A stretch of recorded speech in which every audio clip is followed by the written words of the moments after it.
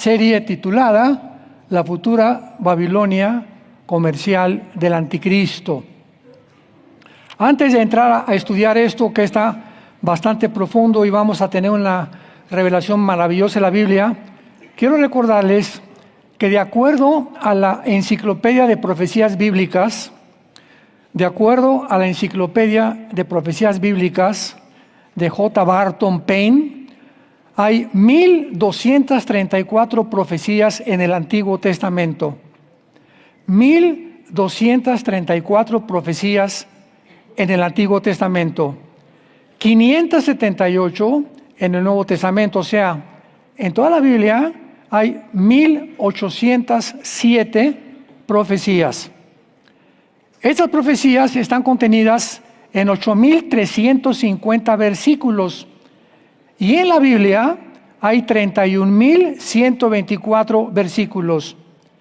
¿Qué les quiero decir? Que el 30% de este libro es profético.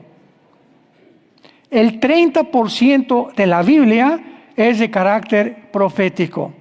Imaginémonos no darle importancia a las profecías, como desgraciadamente a través de muchos años no se le ha dado el valor, la coherencia, la interpretación adecuada que las profecías deben de tener. Entonces, porque muchas veces me han preguntado que por qué me enfoco yo más en las profecías, cuando hay otros temas. Bueno, quiero recordarte, ¿verdad?, que si entras a nuestras redes, tengo grabado todo el libro del Génesis, versículo por versículo, el libro del Levítico, el libro de Job, como 45, 50 salmos, todo el libro de Romanos, Apocalipsis, lo he grabado más de 4 veces. Así que tenemos toda una extensión de enseñanza a través de los años. Pero en los últimos años Dios me ha movido el Espíritu Santo porque nos acercamos a un punto tan importante en la historia humana en la que a Dios le agrada o le corresponde mostrarnos el camino. Dice Jeremías 10:23, el hombre no es señor de su camino, ni del hombre que camina ordenar sus pasos. Así que yo aprendí hace muchos años a no compartir un mensaje sin antes haber ayunado, orado, que sea realmente lo que Dios quiere hablarle a su pueblo. Y Dios ha puesto en mi corazón esto, ¿verdad? Ahora les pido del 6 al 10 de agosto, voy a estar en la ciudad de Guatemala. Posiblemente también esté con el presidente que me quiere conocer de Guatemala.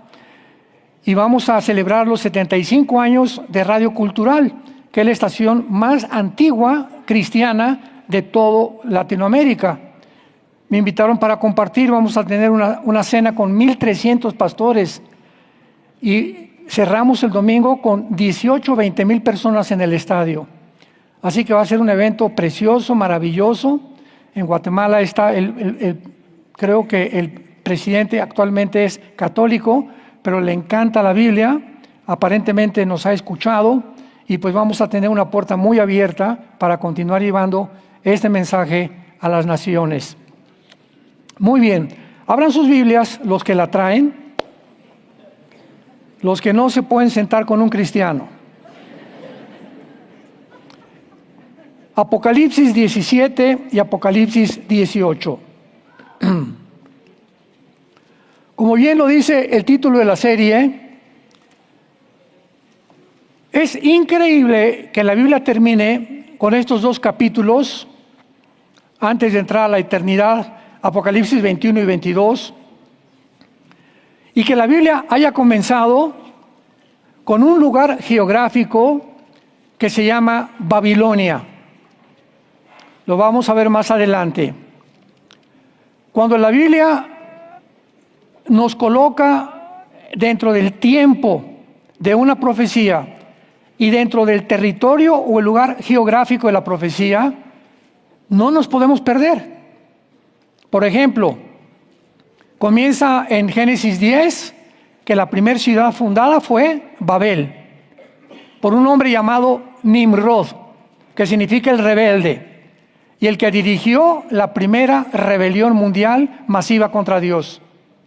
Entonces, cuando la Biblia nos muestra Babel nos dice en la tierra, sigan con mucho cuidado, de Sinar, o en la tierra de los caldeos.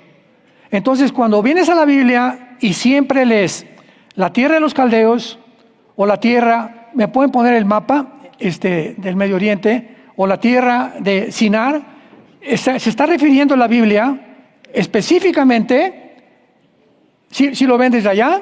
Sí. Muy bien, entonces, estos dos países, Siria e Irak, en el Antiguo Testamento no estaban divididos. Se llamaba la Mesopotamia y se le llamaba Babilonia.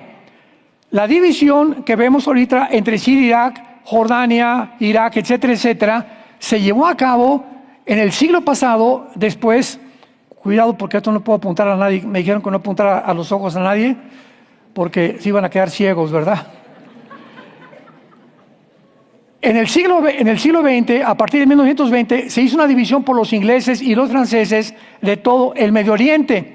Entonces dividieron todo el Medio Oriente, pero Irak y Siria son lo que en la Biblia se llama la tierra de Sinar o la tierra de la Mesopotamia. Ahora esto es muy interesante porque aquí todo lo que es Irak es lo que corresponde actualmente a Babilonia.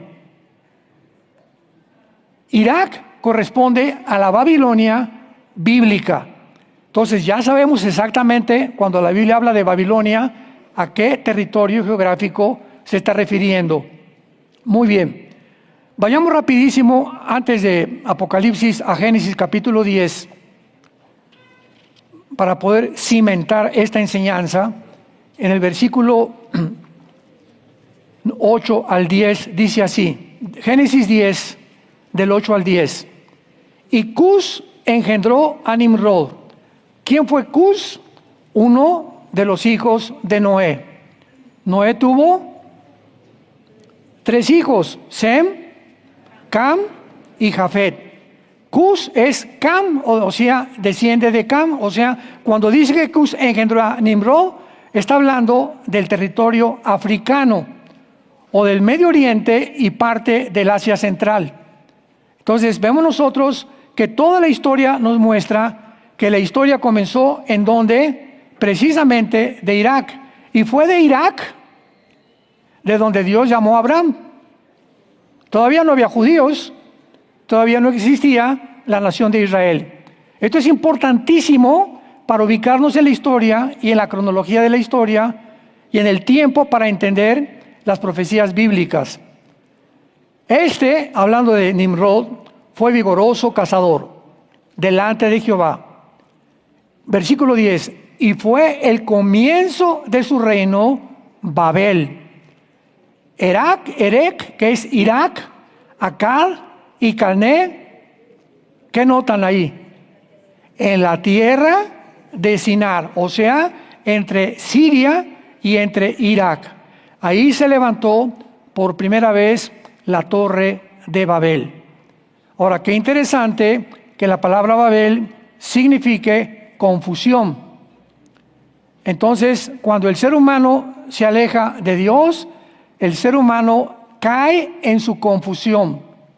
Sin Dios, el ser humano no sabe cuál es el destino, por qué vivo, cuál es mi propósito en la vida, cómo debo tratar a mi esposa, a mis hijos, qué directriz quiere que tome para mi vida, debo escoger esta carrera o aquella carrera. Un ser humano sin Dios vive confundido.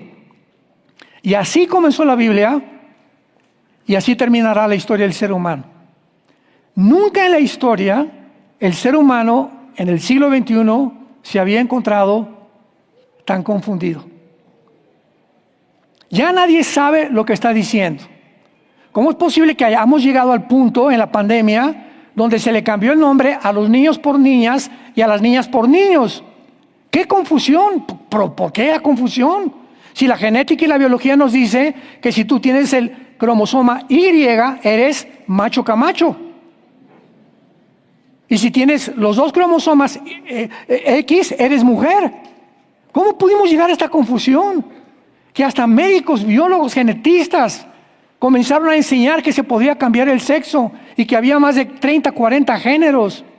¡Qué confusión tan grande!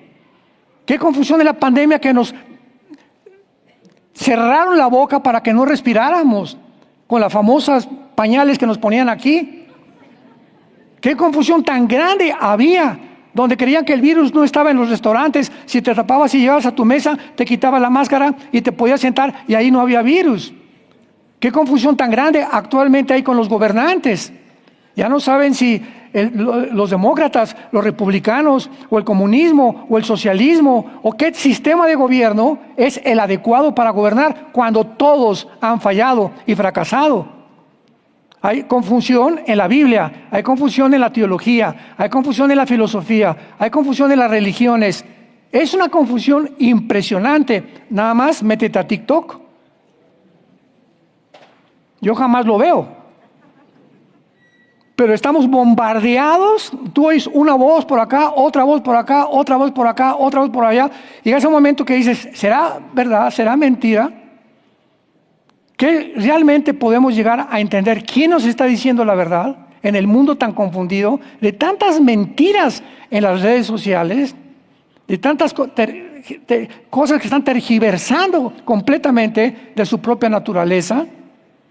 Entonces, va a terminar la Biblia. Regresamos al Apocalipsis en 2 ciudades llamadas Babilonia, pero con una grande diferencia, porque vamos a ver que la confusión va a ser religiosa y la confusión va a ser comercial o económica, como es la ciudad comercial que gobernará el anticristo en Apocalipsis capítulo 18. La Biblia profetiza 2 ciudades llamadas Babilonia, que tendrán una relevancia importantísima en los últimos días y en las cuales la atención mundial va a ser atraída hacia esa zona geográfica. Sin embargo, estas 2 Babilonias, la del capítulo 17 y del capítulo 18, no son iguales, porque he leído muchos comentarios que confunden y que es la misma Babilonia. Lo vamos a demostrar que no es así. Una es la religiosa, capítulo 17, y la otra es la Babilonia comercial. O sea, el mundo se dirige al comercio. Dicen que en México el 70% de todos los profesionistas, o el mexicano que tiene un título de abogado, de doctor, de dentista, de oculista, etcétera, etcétera, se dedican al comercio y no a su profesión. Se dedican al comercio y no a su profesión. O sea, van a la escuela, a la universidad, se gradúan y se dan cuenta, ¿verdad?, que es dentro del comercio donde ellos pueden avanzar más rápidamente que en su propia profesión por las pocas oportunidades que se presentan actualmente en el mundo. Y en los Estados Unidos está sucediendo el mismo fenómeno. En Estados Unidos hace 5 años, para no irnos tan lejos, si tú tenías un posgrado, un PhD, tenías una maestría, etcétera, etcétera, y llegabas a una compañía, te revisaban tus papeles, no tiene un posgrado o tiene una certificación de una famosa universidad, le daban el puesto a esa persona. Ahora se acabó. Se acabó completamente.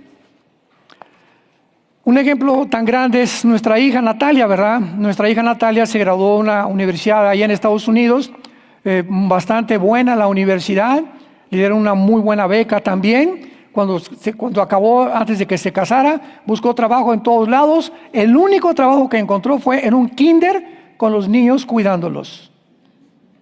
Y le dijeron, te vamos a dar de sueldo $2,000, que son ahorita como 25 o 30 mil pesos. Y en 3 años, según tu comportamiento, te aumentamos $500 más.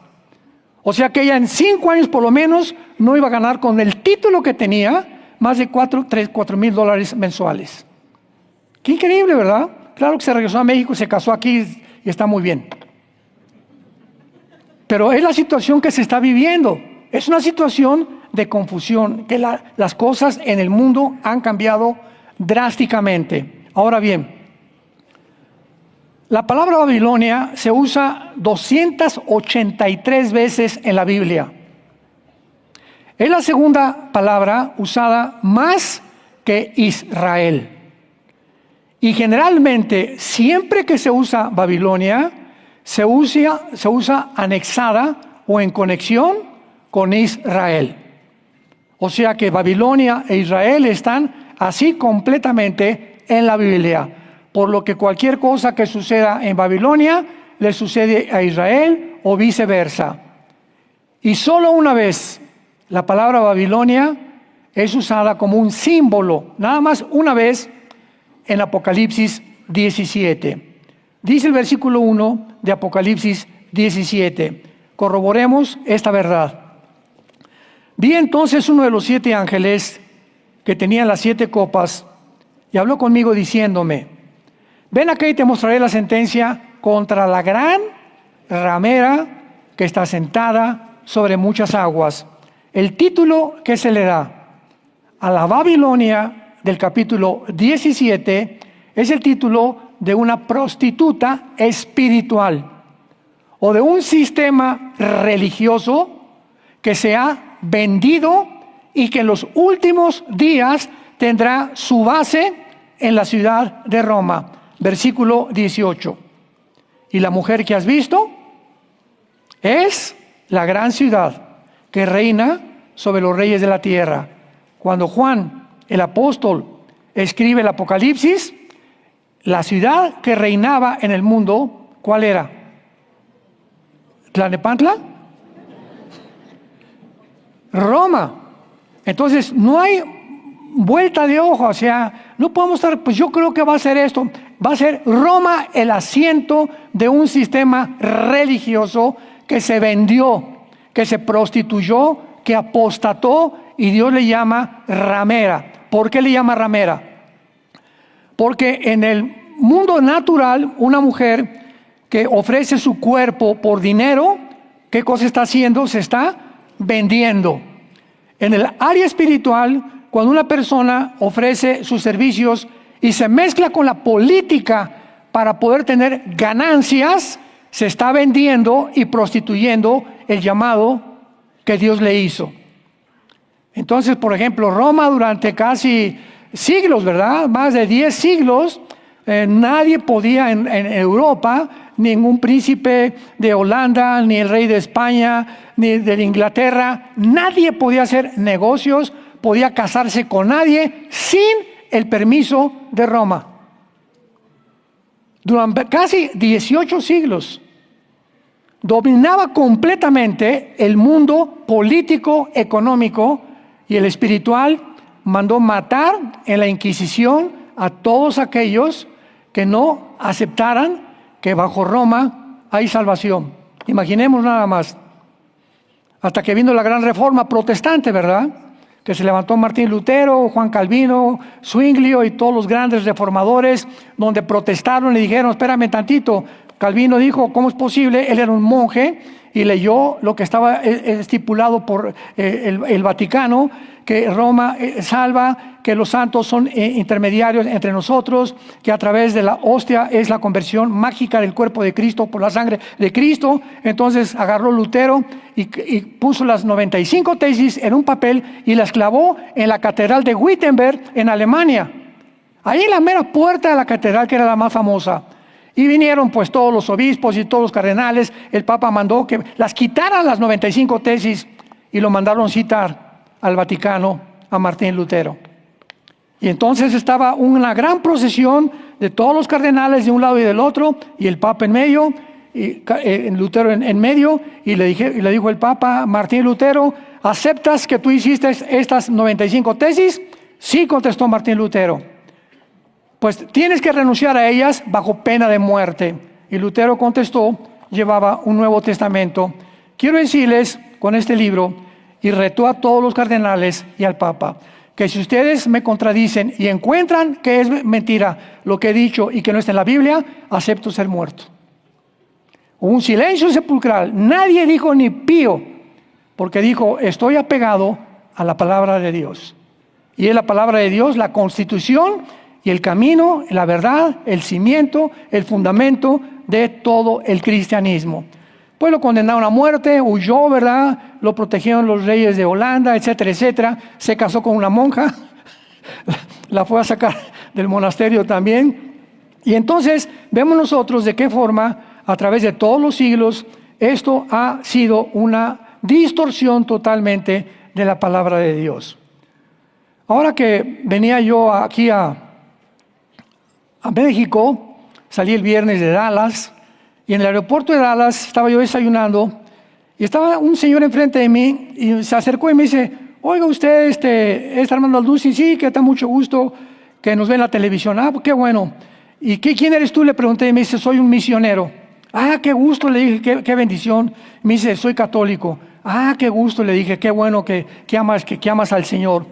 Y lo invité a que se sentara en mi mesa, estaba yo solo, a que desayunara conmigo. Dije: yo no puedo perderme esta oportunidad. Porque tenemos, tenemos que tener compasión. Tenemos que cuidado con la soberbia. Está muy bien, tenemos la verdad, pero que esa verdad no nos enorgullezca, ni nos ensoberbezca sobre aquellos que no han tenido la oportunidad de oír lo que nosotros hemos oído. Entonces hay millones de católicos que no conocen la verdad como nosotros, sin embargo han tenido una experiencia con Jesucristo, el Hijo de Dios. Y están leyendo la Biblia y están nacidos de nuevo. Y en el día del arrebatamiento va a haber cantidad de evangélicos que se van a quedar y cantidad de católicos que se van a ir también. ¿Por qué? Porque no es todo el que me dice Señor, Señor, entrará al reino de Dios. O sea, si yo soy católico, acuérdense que les conté mi testimonio, yo quería ser cura, quería ser padre, ¿verdad? Y me decepcioné mucho, me hice ateo, lo que haya pasado, etcétera, etcétera. Pero si hubiera seguido ese camino y hubiera estado yo completamente sincerado de que esa era la verdad y nunca tuve la oportunidad de conocer el verdadero evangelio, Dios va a tener compasión de mucha gente. Entonces, cuando encontramos a una persona que no cree, que no conoce la Biblia como la conocemos tú y yo, o espero que tú la estés conociendo, tenemos que no perdernos la oportunidad. Pero antes de nunca agredirlos, ni tampoco sentirnos superiores. Entonces lo invité, nos sentamos ahí a desayunar y le dije: oye, cuéntame, ¿y qué vas a hacer? Venía a San Luis Potosí de misionero. Le dije: ¿y qué vas a hacer en San Luis? Pues voy a llevar el evangelio, me dijo. Le dije: ¿qué es el evangelio? Le pregunté. Y se me quedó mirando y dice: pues les voy a hablar que Dios es bueno y que Cristo murió en la cruz. Le dije: ah, qué bien, pero ¿ese es el evangelio? Y me dijo: bueno, tenemos que decirle a la gente que el diablo existe también. Le dije: también eso es la Biblia. Yo no lo quise agredir porque él sabía que yo era cristiano. Él dice que me ve en mis programas, así que ya sabe bastante, ¿verdad? Así que estaba muy nervioso también él de que yo lo fuera a atacar. Y le dije: bueno, mira, quiero decirte una cosa. Me acuerdo que me dijo que se llamaba Gerardo, y estoy orando por Gerardo todavía, que Dios le abra su corazón y que él pueda conocer la verdad. Le dije: Gerardo, el evangelio es que Jesucristo fue crucificado, fue muerto, fue enterrado y resucitado a los 3 días y está sentado a la diestra del Padre, Él intercediendo por nosotros. Ningún hombre, ni vírgenes, ni monjas, ni sacerdotes, ni obispos, ni cardenales, más que Él. Y se hizo así. ¿De veras? Me dijo.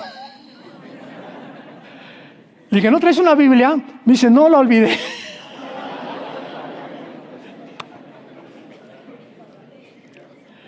No le podía regalar la mía porque la mía la tengo desde hace muchos años, ¿verdad? Y la tengo con muchos apuntes, etcétera, etcétera. Así que le dije: mira, llegando a San Luis, lo primero que tienes que hacer es comprarte una Biblia, le dije, para que comiences a testificar y comiences a leerla.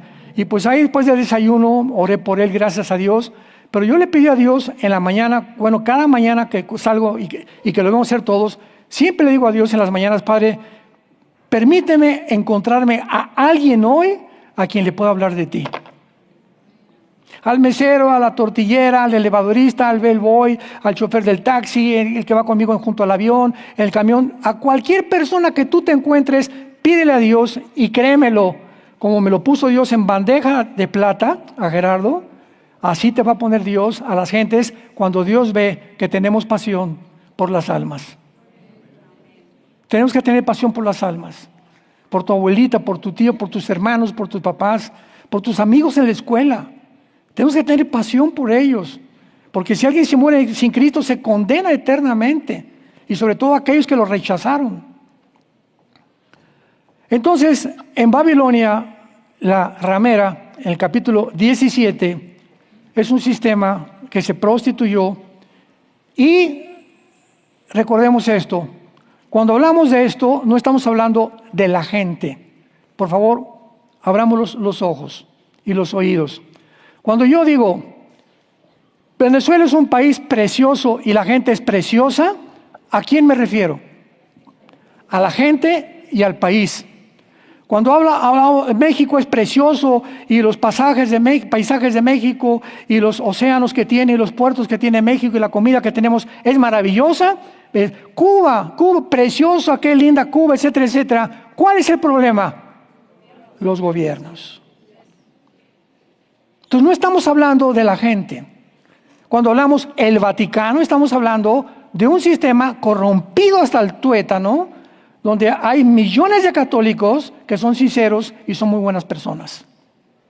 No estoy hablando que todos van a ir al cielo, pero no han tenido oportunidad, repito. Entonces no estamos condenando al pueblo, estamos hablando del sistema. ¿Sí me entienden? Es los gobiernos, y es un gobierno político. Y todos los gobiernos, no importa el que tú me menciones, todos los gobiernos se corrompen. Tarde o temprano, todos los gobiernos, llámate nacionalsocialismo nazi o socialismo comunismo como el de demócrata, como el de China, o republicano, el que tú me quieras mencionar, tarde o temprano, cuando un hombre se sienta en el trono, el hombre lo descompone el dinero, la mujer y el poder. La lama y la fama. Como decía el ex campeón olímpico de clavados Joaquín Capillo, la lana, la dama y la fama descomponen al ser humano. Entonces, este sistema religioso es un símbolo, pero Apocalipsis 18, esta es una ciudad literal, terrenal, visible, que se va a levantar en el mundo, en el área de Irak y de Siria, en la tierra de Sinar, o en la antigua Mesopotamia, o en la tierra de los caldeos. Y, qué interesante, hace un mes, después de que el presidente Trump visitó a Sulaimán, el jeque de Arabia Saudita, que es la nación árabe más poderosa de toda la península arábica, y le ofreció el jeque de Arabia al gobierno de Estados Unidos $6 billones en comercio y en trueques, etcétera, etcétera. Trump, a los 4 o 5 días, el presidente de Estados Unidos dijo lo siguiente, que hasta se pusieron la piel chinita. Dijo esta frase el presidente Trump: vamos a convertir el Medio Oriente en un paraíso. Y me vino a la mente Génesis 10, Zacarías capítulo 5, Jeremías 50 y 51, Apocalipsis capítulo 18. Así, pero me vino a la mente cómo se está acelerando las profecías del mundo. O sea, si ya no hay guerra y si a Irán disminuyó su amenaza nuclear, si ahorita en Siria Jolani se aplaca dándose cuenta que Israel no están jugando y que van a tener que responder cada vez que hay un problema, tiene que haber un respeto absoluto y convencerse todos, que fue lo que le dijo el jeque a Trump y Trump al jeque de Arabia. ¿Por qué no estamos peleando? ¿Por qué estamos en el mundo con bombas atómicas cuando podemos tener el dinero para hacer de Gaza la ciudad que los terroristas de Hamas convirtieron en un barrio completamente depravado, pobre, sin dinero, sin agua, los de Hamas, y todas las demás naciones pobres como Egipto, como Jordania, cuando son millonarias en petróleo? ¿Qué les pasa entonces? ¿Cómo es posible que todo el petróleo del mundo se encuentre el 65% en el Medio Oriente, en toda esta zona? Y el mundo esté a punto de estallar en guerra en el Medio Oriente. Entonces, de alguna manera, Trump los pudo convencer y hasta ahorita, pues los planes están para que si Arabia Saudita se une a los acuerdos de Abraham, que ya está Emiratos Árabes, ya está Egipto desde el siglo pasado, ya está Jordania, ya está Marruecos, etcétera, etcétera. Si Arabia Saudita se une a los acuerdos de Abraham, el Medio Oriente comienza una explosión impresionante de comercio y de dinero a nivel mundial, que va a beneficiar al mundo entero, y del cual el anticristo se va a aprovechar, porque el anticristo surge de esa serie de naciones, Irak y Siria, que fue la antigua Babilonia, y el anticristo va a ser musulmán. Eso ya lo vimos en la otra serie con muchos detalles. Muy bien. Ahora veamos nosotros también que en primer lugar estos argumentos, ¿verdad?, son muy fuertes, y veamos punto por punto. Número 1, Babilonia será destruida, para que veamos que es literal, porque hay un sistema de interpretación bíblico que dicen que ya se cumplieron las profecías, que ya nada es literal, que todo pertenece al pasado. Vamos a demostrar lo contrario, porque la Escritura se interpreta con la Escritura. Número 1, Babilonia será destruida como Sodoma y Gomorra y será llena de espíritus demoníacos. Isaías capítulo 13. Isaías capítulo 13. Fue escrito hace 2700 años, el libro de Isaías. 2700 años. Veamos si ya se cumplió. Versículo 1. Profecía sobre Babilonia. En tu Biblia ponle Irak. Cada vez que pongas Babilonia, ponle Irak, para que sepas a qué territorio se refiere. Revelada a Isaías, hijo de Amós. Versículo 9. He aquí el día de Jehová. El día de Jehová es un término que también ya lo hemos visto muchas veces, que se refiere a qué tiempo. Al tiempo en el que Dios juzgará al mundo, conocido como los 7 años de la tribulación o la semana 70 de Daniel. Y va a continuar durante todo el milenio. El día de Jehová se compara, por eso se llama día. Vean ustedes, ¿qué es un día? Bueno, tenemos 12 horas de luz y 12 horas de tinieblas, desde el principio del Génesis capítulo 1. Entonces, un día está dividido. Cuando habla la Biblia, el día de Jehová va a ser la mitad de noche, la tribulación, y la otra mitad de día, el milenio. Por eso abarca desde el rapto hasta el final del milenio, el día de Jehová.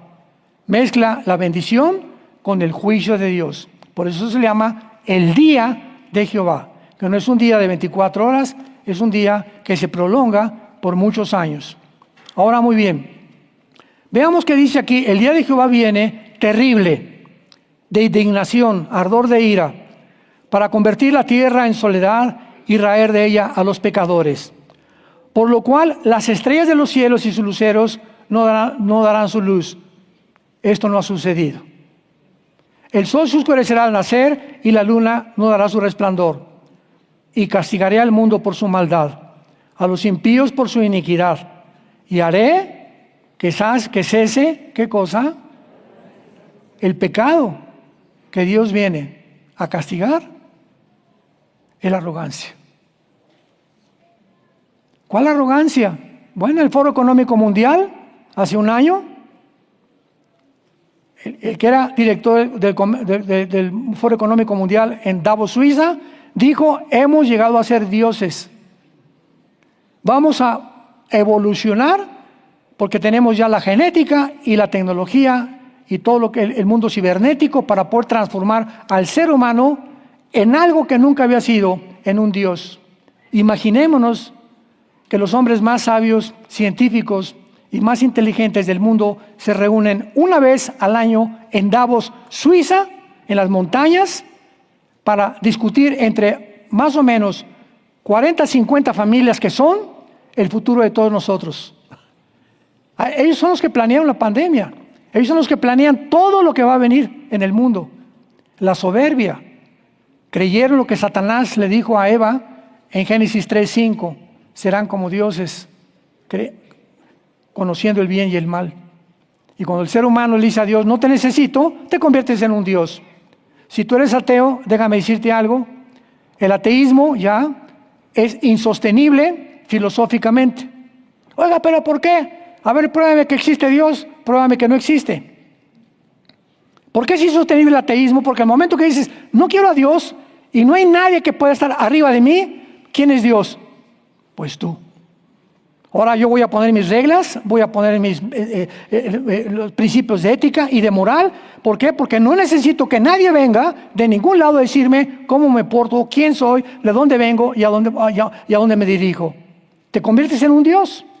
Entonces no puedes tú decir soy ateo, porque al decir soy ateo te estás negando a ti mismo. Ateo, sin teos Dios, ateo sin Dios. Entonces tú no eres sin Dios, tú eres Dios para ti mismo.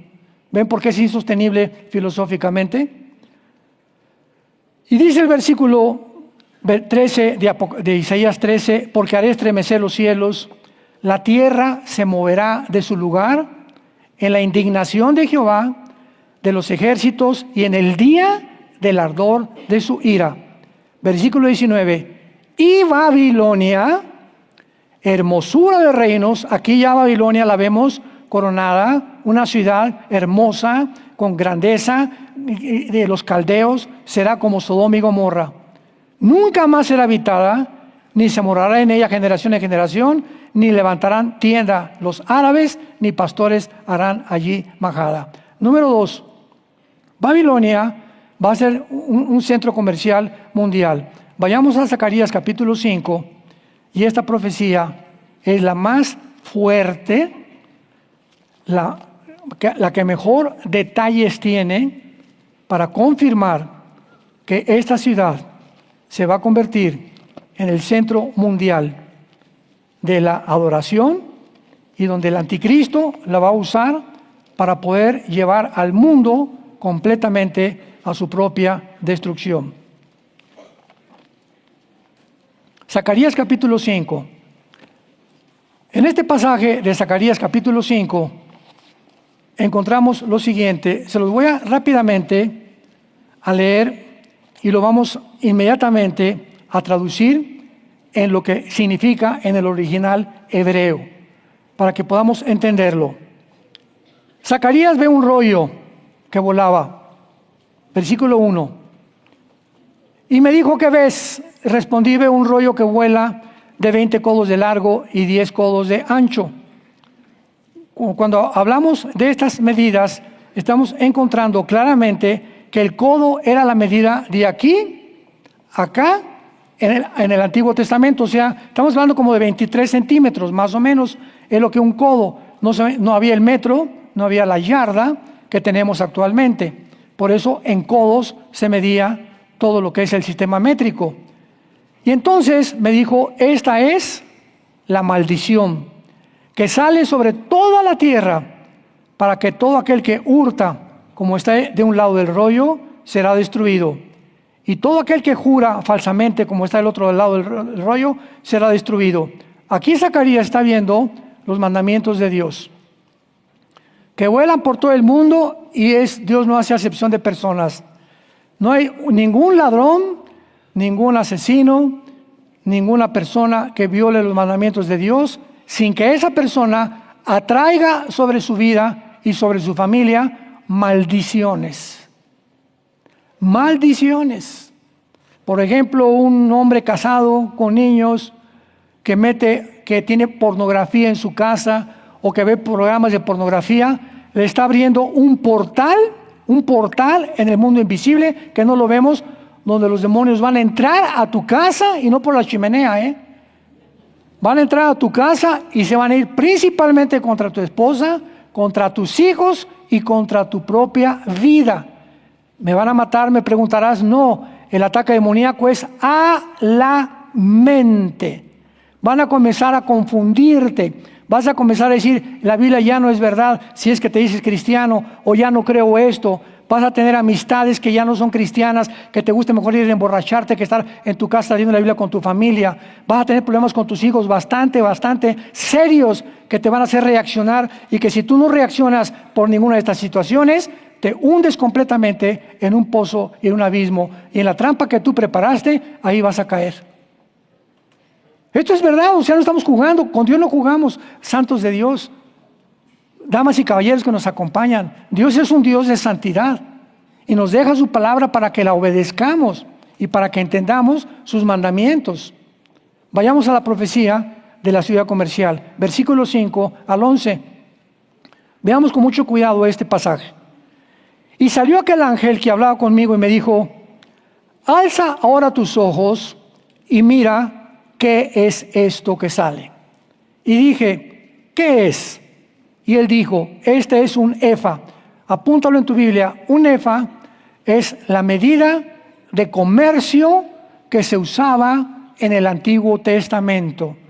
El efa, como un litro actualmente, como un gramo, era una medida de peso, era una medida de gramos también, era una medida que se usa muchas veces de líquidos en el Antiguo Testamento. En otras palabras, es un símbolo del comercio. Vio un efa volando, como si dijéramos ahorita, veo $1 o veo un peso, ¿verdad? Inmediatamente, ¿qué es? El símbolo monetario, ¿verdad?, del sistema que se mueve en ese mundo o en ese país. Veamos con mucho cuidado. Y entonces dijo, esta es la iniquidad. Se le llama al comercio la palabra ayin, A-Y y latina N de Nancy, ayin en el hebreo, que se tradujo iniquidad, que significa el reflejo. Vamos por orden. Zacarías ve un símbolo del comercio volando que está reflejando el comercio, maldiciones. Está reflejando algo que va a la humanidad a hundirla completamente. Como por ejemplo un Wall Street cuando bajan las acciones. Tú sabes que comprar ahorita criptomonedas o todas esas monedas que están sacando, o ir a Wall Street, te voy a invertir en tal compañía $500, como puedes ganar en cualquier momento todo lo que tú inviertas, así en segundos lo puedes perder. La raíz de todos los males es el amor al dinero, por la cual muchos hombres fueron traspasados de muchos dolores y muchos acabaron en la perdición. ¿Quiénes están en todas las cárceles del mundo? Personas que creyeron que con unos centavos más, robándolos, cometiendo fraude, engañando, etcétera, etcétera, corrompiéndose, podían mejorar su vida. Tarde o temprano, a los 60, 70, 80 años de edad, los pecados nos alcanzan. A Dios no se le escapa nadie. Y si alguien muere, ¿verdad? Como Hitler, bueno, que no fue el área en la que él destacó que le gustaba el dinero, sino el poder, tarde o temprano, si mueren sin haber sido juzgados, los espera la condenación eterna. Pero no hay nadie que pueda evadir como ha vivido en esta vida delante de Dios. Muy bien, entonces el efa va volando en el cielo, que está reflejando algo, y levantaron la tapa, este símbolo del comercio estaba en una cajita de plomo. ¿Se acuerdan ustedes para qué se usa el plomo, verdad? El plomo lo usan para que, por ejemplo, los rayos X no pueden penetrar a través del plomo. Es un material que no permite que nada se pueda ver lo que está dentro. Entonces, el sistema del comercio, que estaba reflejando una maldición, se encontraba en una cajita de plomo. Levantaron la tapa de plomo y una mujer estaba sentada en medio de aquel efa. Una mujer sentada sobre el símbolo del comercio dentro de la caja de plomo. Y me dijo, esta es la Rishah, como suena en el hebreo, R-I-S-H-A-H, Rishah, que se tradujo la maldad. Vamos a ver la interpretación, no se me adelanten. Y la echó dentro del efa y echó la masa de plomo en la boca del efa. O sea, está la cajita de plomo, dentro está el sistema del comercio, una mujer sentada arriba y de repente se cierra la cajita de plomo. Dentro está la mujer y dentro está el sistema del comercio que refleja la maldad. Alcé luego mis ojos y miré. He aquí ahora dos mujeres, Isha. La palabra hebrea para mujeres, Isha, I-S-H-A. Para hombres, Ish. El varón es Ish, la mujer es Isha. Que salían y traían viento en sus alas y alas como de cigüeña, y alzaron el efa en entre la tierra y los cielos. La cigüeña, qué irónico. La usamos para traer bebés, ¿verdad? ¿Qué te trajo la cigüeña? La cigüeña es un símbolo de la maldad y del mal en la Biblia. En Levítico capítulo 11 vas a ver tú que la cigüeña es una ave inmunda. ¿Y por qué la usamos? Para traer bebés. A los míos no los trajo una cigüeña. Discúlpame. Todo esto tiene algo que ver, vamos a verlo. Dije el ángel que hablaba conmigo, ¿a dónde llevan el efa? O sea, ¿a dónde llevan el comercio? Y él me respondió, para que les sea edificada casa en tierra ¿dónde es la tierra de Sinar? Irak, Siria o la tierra de los caldeos. Para que les sea edificada casa en la tierra de Sinar, y cuando esté preparada, la pondrán sobre su base. O sea, esta profecía nos habla que el sistema del comercio mundial que se encuentra actualmente en Wall Street va a ser transportado al Medio Oriente. Cuando Trump dijo, hagamos un paraíso del Medio Oriente, ¿por qué creen que se me pusieron los pelos como chinitos? Porque en ese momento la Biblia nos muestra hace 2700 años que va a haber una gran ciudad comercial que va a estar edificada en el Medio Oriente y que va a ser la ciudad que el anticristo va a gobernar, y el mundo va a venir de todas partes para poder comerciar ahí todas las cosas que vamos a ver más adelante, que van a poder llevarles a los hombres a su propia perdición.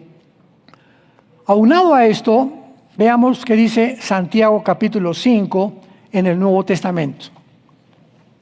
Para que tengamos una idea de qué maldición tan grande hay cuando el dinero se usa de una forma equivocada o cuando anhelamos tener más de lo que Dios nos ha dado.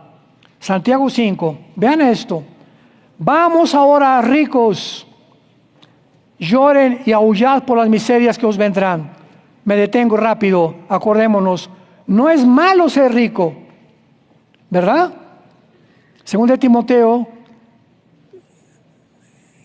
porque la raíz de los males es el amor al dinero. No es el dinero. Tú puedes tener una casa de $5 millones y coches, Mercedes, lo que tú quieras. Si en la misma medida que tú tienes dinero, tú lo das a la obra de Dios, te evitas caer en la avaricia. Cuando guardamos más de lo que debemos de guardar, es cuando caemos en la trampa del dinero. Y es a quienes se dirige estas palabras que seguimos leyendo. Aullad por las miserias que los vendrán. Escuchen, vuestras riquezas están podridas, vuestras ropas comidas de polilla, vuestro oro y plata está enmohecido. Su moho testificará contra ustedes, devorará de todo vuestras carnes como fuego. Habéis acumulado tesoros para los días postreros. ¿Por qué? He aquí clama el jornal de los obreros que han cosechado vuestras tierras, el cual por engaño no les ha sido pagado por vosotros, y los clamores de los que habían cegado han entrado en los oídos del Señor de los ejércitos. Precisamente, damas y caballeros, santos de Dios, por causa de lo que dice el versículo 4, se levantó el comunismo y el socialismo, la revolución zarista de Rusia, la revolución bolchevique y la revolución francesa y la revolución mexicana.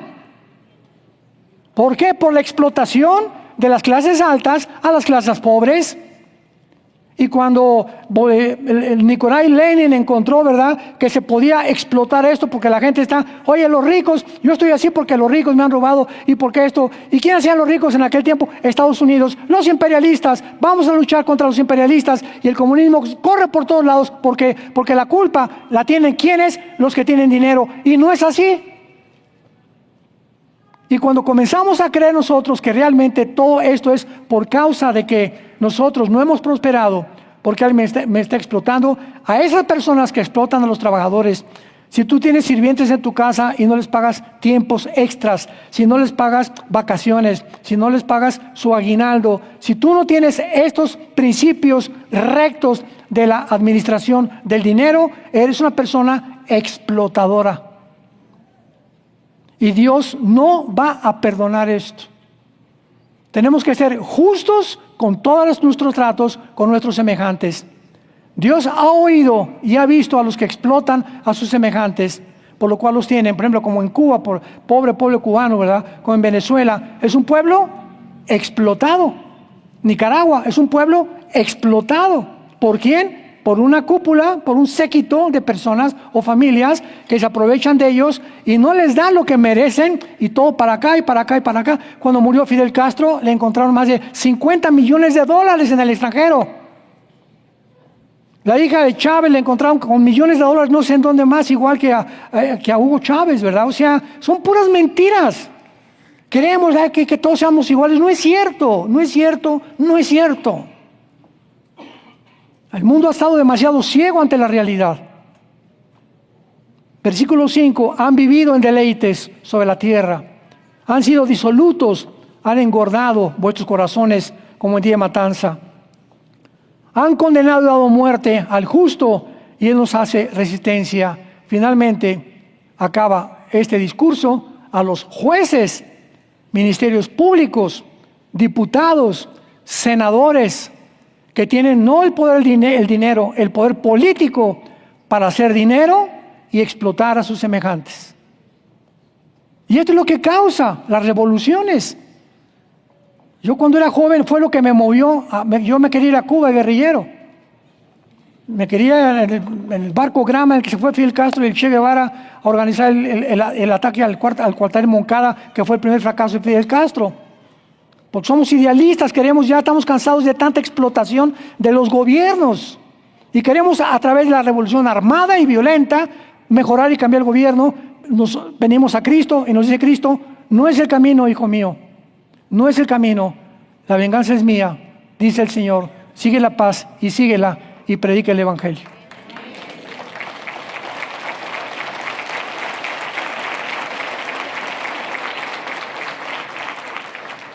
El mundo se dirige cada vez a más, va a haber más avaros, va a haber gente mucho más egoísta, va a haber gente más amadores de sí mismos. Va a haber mucha gente que van a ser narcisistas, ególatras, psicópatas. Cuando una persona es narcisista y se ama nada más a sí mismo, ególatra y no tiene empatía por los demás, ni se compadece a los pobres. Oye, vas en la calle por el amor de Dios o el periférico, ahí está una niña con los que están haciendo como circo en las calles o vendiéndote chicles. Quítate, niña, ¿qué te cuesta darle 5 pesos? ¿Qué te cuesta darle 10 pesos? ¿Qué te cuesta, dime? ¿Eres cristiano? ¿No tienes compasión? ¿No te estás robando? ¿O dale el agua a la ventana? No, pero mira, te doy 5 pesos. Pasamos desapercibidos. Todo ese mundo, toda esa gente, les ayudamos a comprar una torta. Ese día comieron porque tú les diste una torta. Y te está recompensado por Dios. Pero nos aislamos en nosotros, nos metemos una brújula en una caja de cristal donde ya no veo a nadie, ni importa qué está pidiendo acá, ni tampoco no tiene zapatos, no veo a nadie más que a mí. Y cuando caemos en ese centralismo, en ese egocentrismo, es cuando hemos abandonado completamente la gracia de Dios. Jesús vino para que no viviéramos para nosotros mismos, sino para los demás. Cada día, Padre, búscame a alguien, dame a alguien a quien le hable de ti.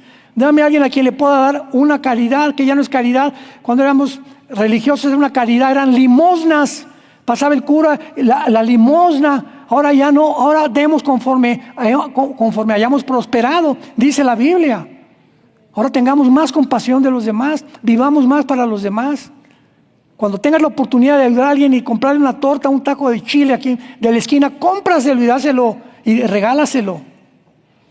Este misionero que me encontré en el aeropuerto católico, me levanté, trajeron la cuenta, le dije, dámela para acá. me la arrebató y la pagó Él. Y le dije, Gerardo, ¿sabes una cosa? Me despido, te doy la gracia a Dios porque eres un hombre que te falta el conocimiento más de la verdad, pero eres un hombre sincero y además el haberme pagado la cuenta del desayuno, para mí habla mucho de que no tienes tu cartera, no es el centro de tu vida. Y le dije, Dios te va a prosperar. Y me dijo, sí, tengo 8 hijos. Con razón. Con razón lo ha hecho Dios tan próspero, ¿verdad?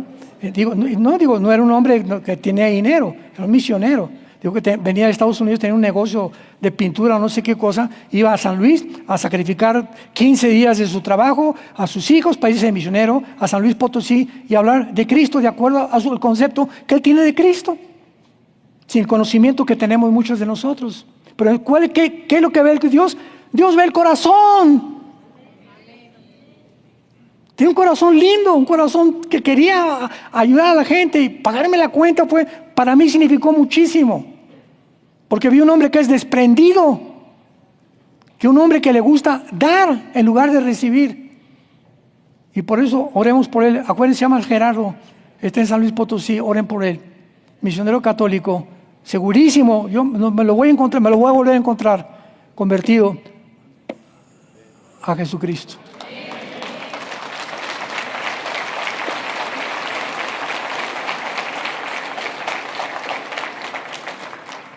Te damos gracias, Dios y Padre de Jesucristo nuestro Señor, porque nos apartaste desde el vientre de nuestra madre para revelar a tu Hijo en nosotros.